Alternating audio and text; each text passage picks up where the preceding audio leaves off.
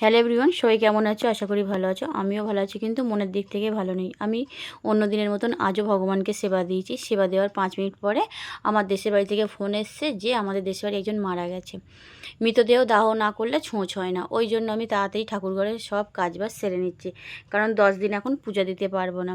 সব কিছু ধুলো হয়ে যাবে, ওই জন্য সব পরিষ্কার করে রেখে দেবো।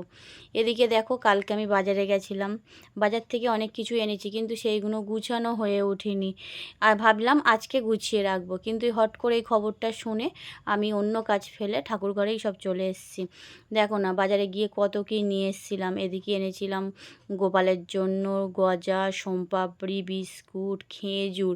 আর মায়ের জন্য এনেছিলাম খই, চিড়ে, মুরগি, সাবু, ছোলা, বুট, কাজু, কিশমিশ। তার সাথে কিছু ফলও এনেছিলাম। ফলগুলো ফ্রিজে ছিল, কালকে রেখে দিয়েছি। সকালবেলা আর দেখা হয়নি। ফলগুলোও পচে যাবে, কিছু করার নেই। কিন্তু কি করব বলো, বাড়িতে বাচ্চা কাচ্চা আছে, দিয়ে দেবো, খেয়ে নেবে। ঠাকুরের জন্য আশা করে এনেছি, কি আমার নিজেরই খারাপ লাগছে, দিতে পারছি না।